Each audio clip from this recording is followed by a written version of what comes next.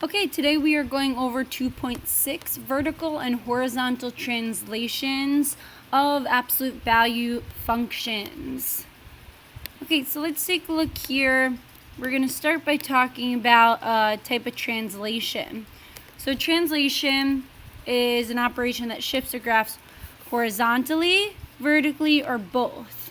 So if we are going to translate it both horizontally, meaning left and right, and vertically, up and down, then we'll call it a diagonal translation. When it has both horizontal and vertical translations, then it'll have a diagonal translation.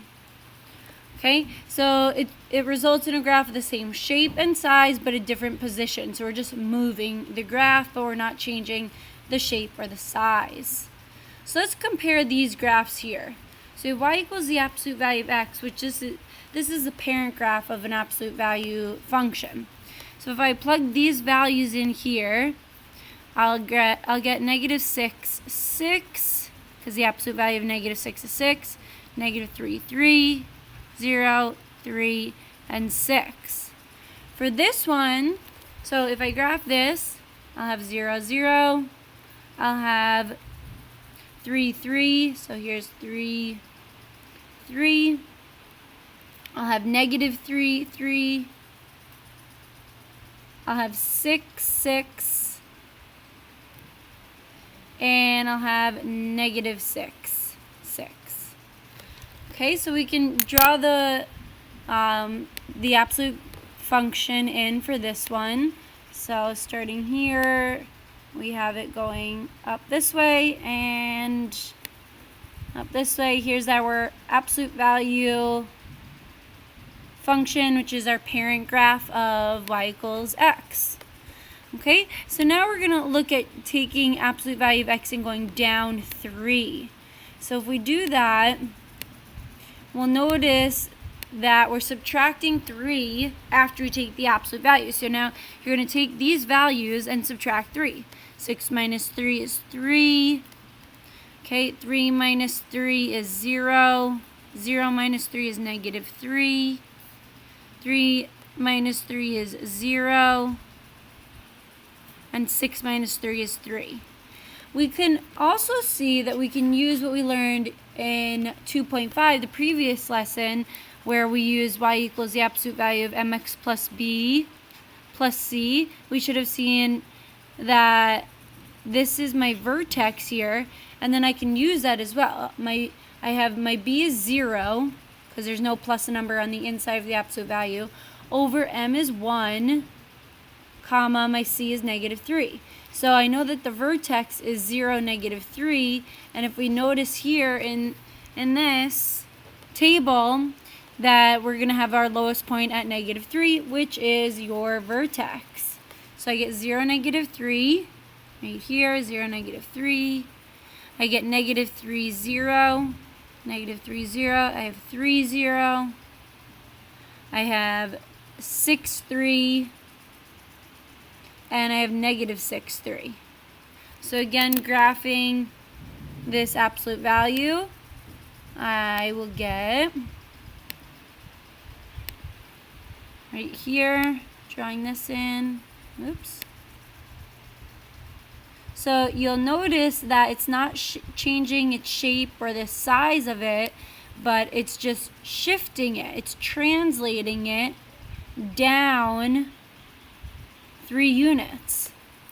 Okay, so this one shifted it down 3 units, and we can see that because over here it has the -3. So this is actually going to be telling us a translation of moving down 3 units. So when it's on the outside of our absolute value, it's shifting it up or down, and in this case down 3 units. Okay, so moving on here, we are looking at, let's sum that up, what we just learned, a parent function. So we can do this for lines also. So if we were to graph y equals x, that's just a line with a slope of 1, like this, right? So we're going to have a similar translation. If I have x plus k, we're going to shift the graph up k units. If I have x minus k, I'm going to shift the graph down k units. Similarly, we can do the same thing with our absolute value graph. So these are my V-shaped graphs here. Just what we did in the previous example. If I have absolute value of x plus k, I'm going to go k units up. If I have the absolute value of absolute value of x minus k, I'm going to go k units down, just like the previous example. Okay, so let's identify the parent graph and the value of k, then graph the function by translating the parent graph. So the parent graph, I'll just write PG for parent graph. In this case is y equals x, and this minus 2 is telling us to go 2 units down, and that is because the value of k is equal to negative 2. Alright, so graphing y equals x, we should know that that's 0, 0, 1, 1, negative 1, negative 1, okay, and we should have a straight line there. So drawing in my straight line, there it is, and then I can go down 2 units. So when I go down 2 units, I could just count all of my points, 1, 2, down 2 units, 1, 2, down 2 units. So all of my points will just be moved down 2 units. And since I'm drawing this by hand, it's not that accurate, but we get the point of it goes down 2 units. Has the same slope, just translated down 2 units. With this one here, the parent graph is y equals the absolute value of x, and then the value of k is a negative 1, which means it's going down 1 unit, down 1 unit. Okay, so if we graph that, I know my y equals x will look like my V-shaped graph. And then I'm going to just go down 1 unit. So I'm going to count all of my points going down 1 unit. And that's it. Alright, so writing equations for the vertical translation. So now we have to write an equation for each translation. This one is taking 2x and it's going 4 units down. So we just have 2x minus 4. That's it.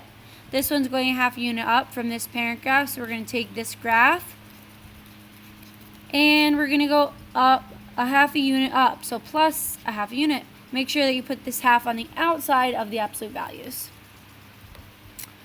Okay, so now we're looking at horizontal translations going left and right. So notice now it's inside the absolute values. Okay, so if it's inside the absolute values, it's a horizontal translation. And notice here, if it says x plus h, it's going left h unit. So it's actually it's going to be the opposite sign when it is in absolute values. Okay, so if it says x plus h, we're going left h units. If it says x minus h, you're going right h units.